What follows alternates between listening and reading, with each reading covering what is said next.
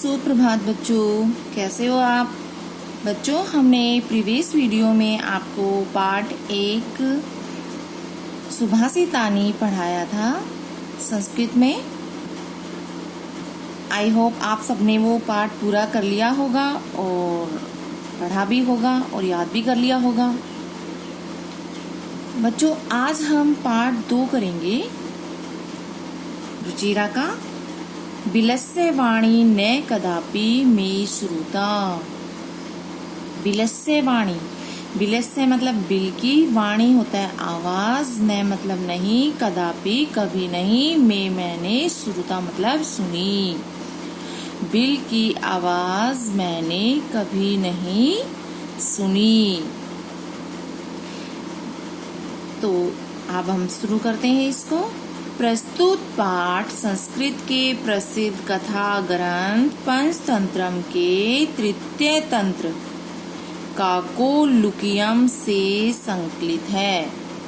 पंचतंत्र के मूल लेखक विष्णु शर्मा है। इसमें 5 खंड हैं। जो ये जितनी भी जो पशु से संबंधित, पक्षियों से, पशु पक्षियों से संबंधित जितनी भी कहानियां होती हैं वो पंचतंत्र से ली गई है और जो इसके जो लेखक हैं विष्णु शर्मा है। अगर आप पंचतंत्र पढ़ोगे तो उसमें आपको इस तरह की कहानियां देखने को मिलेंगी पशु पक्षी के। और इसमें 5 खंड हैं जिन्हें तंत्र कहा गया है। इनमें गद्य पद रूप में कथाएं दी गई है जिनके पात्र मुख्यतः पशु और पक्षी हैं। ठीक है, अब हम पाठ को पढ़ना शुरू करते हैं। कस्मिंचित, कस्मिंचित का अर्थ होता है किसी, वने वन में, खरन खर नाम है सिंह, प्रतिवस्ती, प्रतिवस्ती का अर्थ होता है रहता, स्मय मतलब था। किसी वन में खरन खर नाम का एक शेर रहता था। स कदाचित इतस्त परिभ्रमण सूत्रार्थ न किंचित अपि आहारम प्राप्तवान। स वह, कदाचित होता है कभी, इतस्त इधर उधर, परिभ्रमण मतलब घूमते हुए, श्रुतार्थ होता है भूख से व्याकुल, किंचित अपि कहीं भी, आहारम भोजन, प्राप्तवान मतलब प्राप्त नहीं हुआ। वह इधर उधर घूम रहा था भूख से व्याकुल, लेकिन उसे कहीं भी भोजन प्राप्त नहीं हुआ। ततः सूर्यास्त समय एकाम महतीम गुहाम, तो उसने सूर्यास्त के समय एक, महती होता है बड़ी, गुफा देखकर, स अचिंत्यत उसने सोचा। फिर शाम को उसे जब सूर्य अस्त होता है तो उसको एक बड़ी गुफा देख और उसने सोचा, नूनम एतेश्याम, नूनम मतलब निश्चय ही, एतेश्याम मतलब इस, गुहायाम गुफा में, रात्रौ का अर्थ रात को अपि कोई भी, जीव आगच्छति कि इस निश्चय ही इस गुफा में रात को कोई जीव आएगा। अतः अत्रैव निगूढ़ो भूत्वा तिष्ठामि, इसलिए अत्रैव मतलब यहीं पर, निगूढ़ो होता है छुप कर, भूत्वा छुप, भूत्वा होता कर, तिष्ठामि मतलब बैठ जाता हूँ, इसलिए मैं यहीं पे छुप कर बैठ जाता हूँ। एक बार दोबारा हिंदी दी देखो। किसी वन में खरनखर नाम का एक शेर रहता था। वह कभी इधर उधर भूख से व्याकुल, इधर उधर घूमते हुए उसे कहीं भी भोजन प्राप्त नहीं हुआ।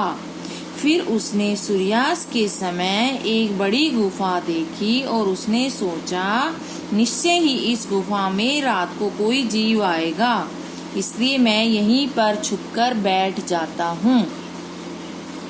एतस्मिन् अंतरे, एतस्मिन् अंतरे उसी समय, गुहायाम गुफा का स्वामी, दधिपुच्छ नामक श्रृगाल है, श्रृगाल का अर्थ है सियार, समागच्छत आ गया।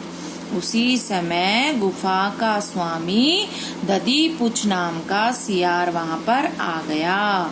स च यावत पश्यति, तावत सिंह पद पदति गुहायाम प्रविष्टा दृश्यते। स मतलब वह, च का अर्थ होता है और, यावत मतलब जब तक, पश्यति वह देखता है, जब तक वह देखता है, तावत तब तक, सिंह शेर के, पद पदति पैरों के निशान, गुहायाम गुफा में, प्रविष्टा प्रवेश करने के, दृश्यते दिखाई देते हैं, न च बहिरागता बाहर आने के दिखाई नहीं देते।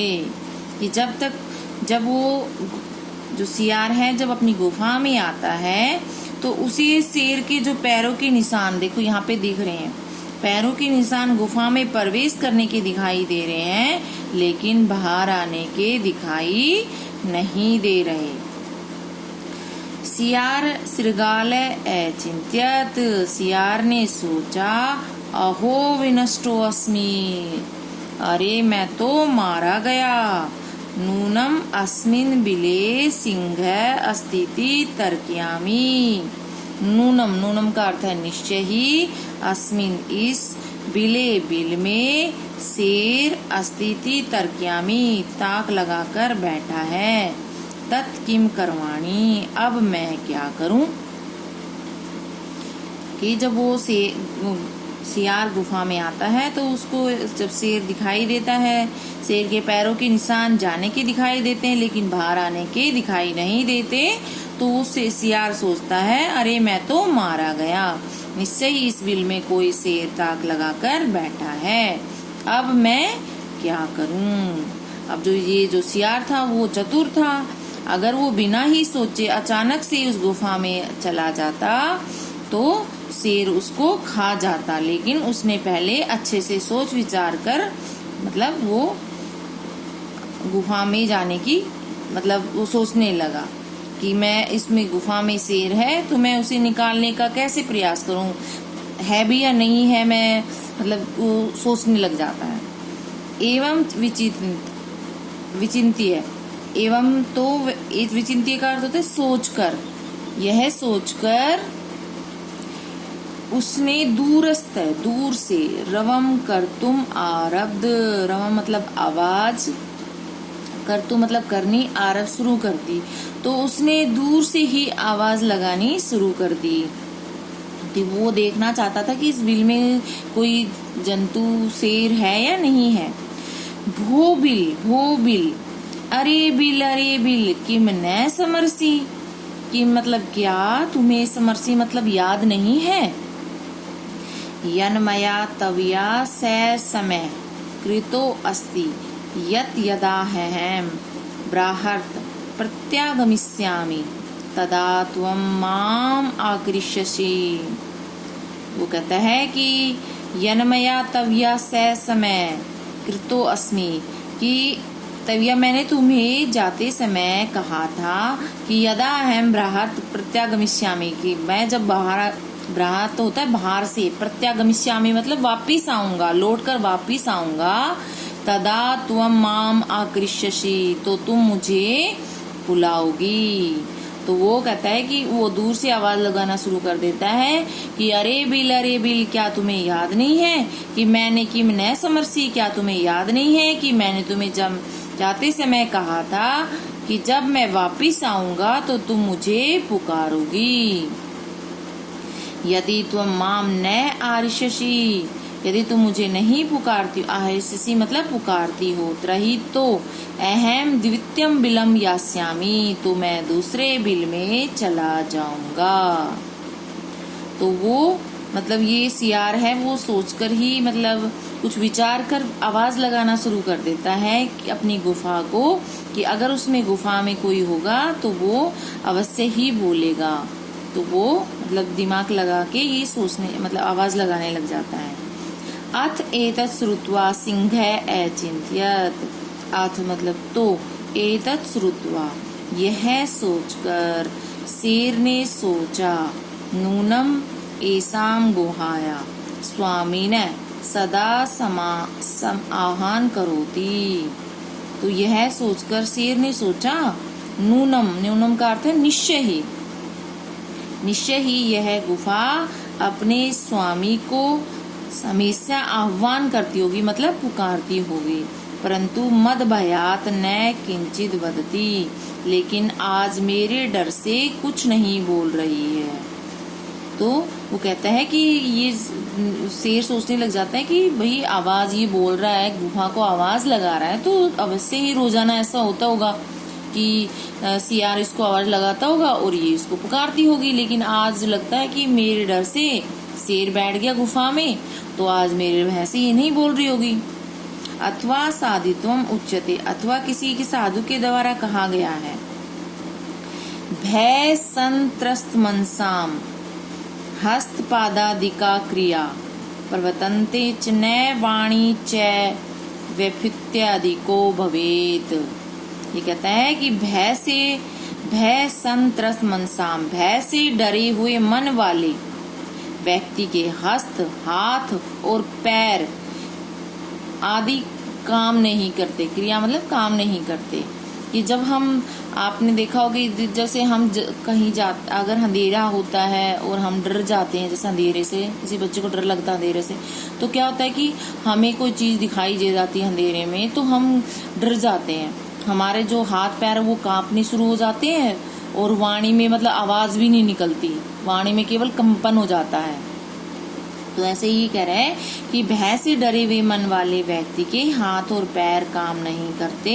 प्रवंते न वाणी च वैपुथ्यादि को भवेत, और जो वाणी है उसमें भी क्या होता है, वैपुथ्य मतलब कंपन होना शुरू हो जाता है, वो कांपने लग जाती है और हमारी जो आवाज है वो निकलना भी बंद हो जाते हैं। तो भय से डरे हुए मन वाले व्यक्ति के हाथ पैर और आवाज काम नहीं करते, केवल वाणी में कंपन ही होता है। फिर है आगे है तद अहम अस्य आह्वानम करोमि। तद मतलब तो, तद अहम तो मैं, अस्य मतलब उसका, आह्वान मतलब मैं उसको पुकारता हूँ। शेर सोचता है कि ये तो आज डर से पुकारेगी नहीं, तो चलो मैं ही पुकारना शुरू कर देता हूँ। एवं स बिले प्रविश्य में भोज्यम भविष्यति, तो वह इस बिल में प्रवेश करते ही मेरा भोजन बन जाएगा। इत्थम विचार्य सिंह सहसा शृगालस्य आह्वानम अकरोत्। इत्थम मतलब यह विचार कर सिंह शेर अचानक से सियार को पुकारने लगा। सिंहस्य ऊंचई गर्जने प्रतिध्वनिना सा गुहा ऊंचई शृगालम अव्यत। तो यह सोचकर जो शेर था वो अचानक से सियार को पुकारने लगा। सिंह से ऊंचे, शेर की ऊंची गर्जना से, ऊंची आवाज से, जोर की आवाज से, प्रतिध्वनिता सा गुहाम, तो देखा जैसे ही उसने, शेर ने जोर से दहाड़ना शुरू किया, तो जो गुफा थी उसमें भी आवाज आई, दोबारा से रिपीट हुई शेर की आवाज। जैसे आपने देखा होगा कि अगर आप किसी हिल स्टेशन पे जाते हो, मूवीज वगैरह में भी दिखाते हैं कि वो जोर से चिल्लाते हैं तो उनकी आवाज दोबारा से ही मतलब साउंड आती है। तो ऐसे ही गुफा में जब शेर ने जोर से दहाड़ा तो उस गुफा में से भी जोर से मतलब सियार को पुकारा। तो शेर की ऊंची गर्जना की आवाज से उस गुफा ने भी जोर से सियार को पुकारा। अनेन अन्य अपि पशवै भयभीता एवं अन्य, इससे जो सारे पशु थे वो भयभीत हो गए, डर गए, क्योंकि जो शेर की आवाज थी वो चारों तरफ गूंज गई थी, जिससे जितने भी पशु थे वो भयभीत हो गए, डर गए और वहां से भाग खड़े हुए। शृगालो अपि तत दूरम प्लायमान इयं पठत, सियार ने भी दूर से भागते हुए यह पाठ पढ़ा। अनागतम यह क्रूते स शोभते स सोच्यते यो न करोत् आगतम वने अत्र संस्थितः समागता जरा बिलस्य वाणी न कदापि मे श्रुता। अनागतम मतलब आने वाले, यह मतलब जो, कुरु तो मतलब करता है, स शोभते वह सुशोभित होता है, मतलब जो मनुष्य आने वाले दुख का निवारण कर लेता है, उसको दूर कर लेता है, कि जो मनुष्य है कि जिसको पर लगता है कि अब मेरे ऊपर कोई कष्ट आने वाला है, तो वह उस दुख का निवारण कर लेता है, वह हमेशा सुखी रहता है। और स शोभ्यते यो न करोत्कालम, और जो मनुष्य आने वाले दुख का निवारण नहीं करता, वह हमेशा क्या रहता है, दुखी रहता है। कि जब पता है कि मेरे ऊपर संकट आने वाला है, लेकिन ये सोचता कि चलो नहीं, मैं तो कल कर लूंगा, मैं तो परसों कर लूंगा, है ना, तो वो उस दुख का निवारण नहीं करता, कष्ट को दूर नहीं करता। जैसे शरीर में कोई भी अगर छोटा मोटा पहले रोग हो जाता है और वो सोचता है कि चलो कोई नहीं, ठीक हो जाएगा, ठीक हो जाएगा, और वो बीमारी बढ़ती बढ़ती चली जाती है। लेकिन उस जैसे समय से पहले उसका अगर निवारण नहीं करोगे तो बीमारी बढ़ जाएगी। तो कहता है कि जो मनुष्य आने वाले दुख का समय से पहले निवारण कर लेता है, वह हमेशा सुखी रहता है, और जो मनुष्य आने वाले दुख का निवारण नहीं करता, वह हमेशा दुखी रहता है। वो कहता है वने अत्र, अत्र मतलब यहाँ, संस्थितः समागता, जरा, जरा मतलब बुढ़ापा। ये कहते हैं कि इस वन में रहते हुए मुझे, समागता मतलब आ गया है, मुझे इस वन में रहते हुए मुझे बुढ़ापा आ गया है। बिलस्य वाणी न कदापि में श्रुता, लेकिन मैंने कभी बिल की आवाज नहीं सुनी। कि मैं इस वन में रहते हुए बूढ़ा हो गया, लेकिन मैंने तो कभी बिल की आवाज नहीं सुनी, क्योंकि बिल कभी कोई आवाज थोड़ी ना करता है। तो वो कहता है कि ये मतलब इससे क्या पता चलता है, ये शिक्षा मिलती है कि इस पाठ से कि हमें हर काम को सोच समझकर करना चाहिए, कोई भी काम अचानक से नहीं करना चाहिए, और अगर कोई आप पे संकट आया है तो उसका समय से पहले उसका निवारण कर लेना चाहिए। तो एक बार मैं दोबारा से इसकी पूरे चैप्टर की हिंदी समझा देती हूँ, ताकि आपको ये बच्चा पाठ अच्छे से समझ में आ जाए।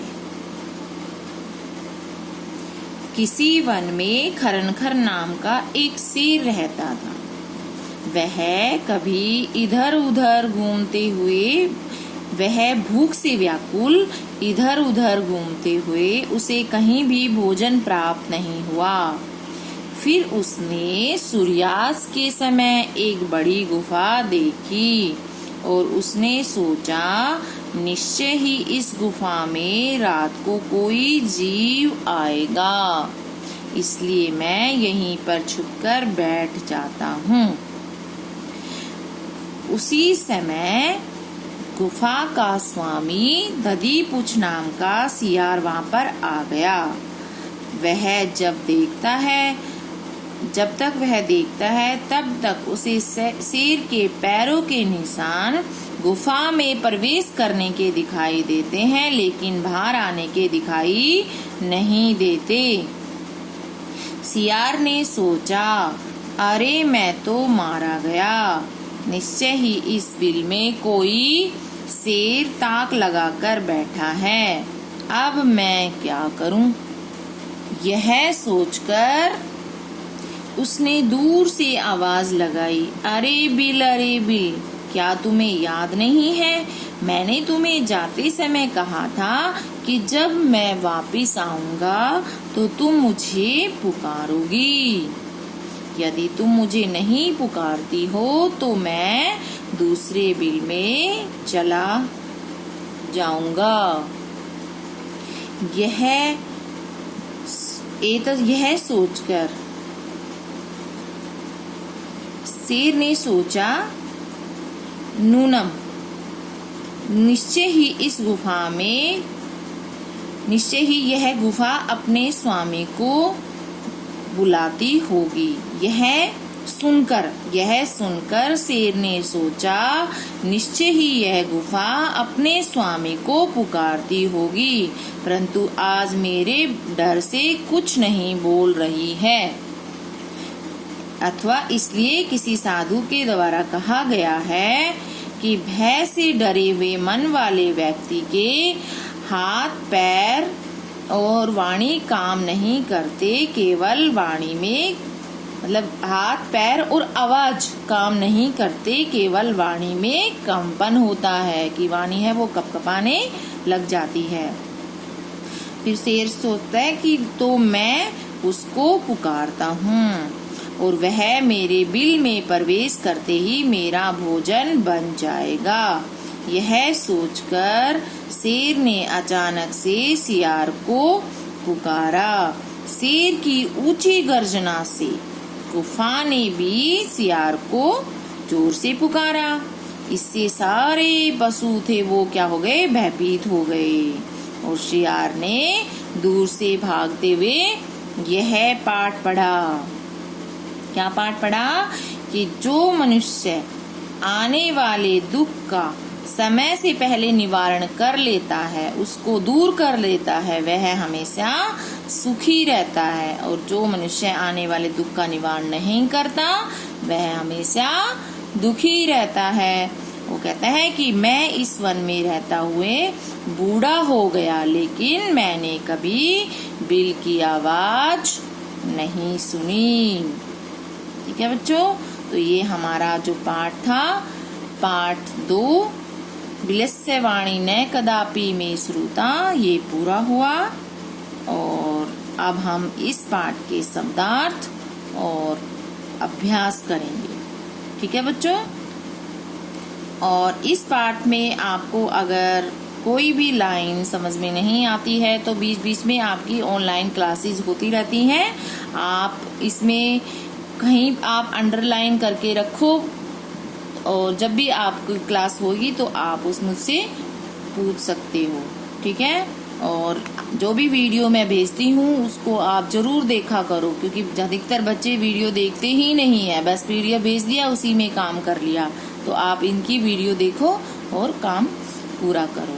ठीक है बच्चों।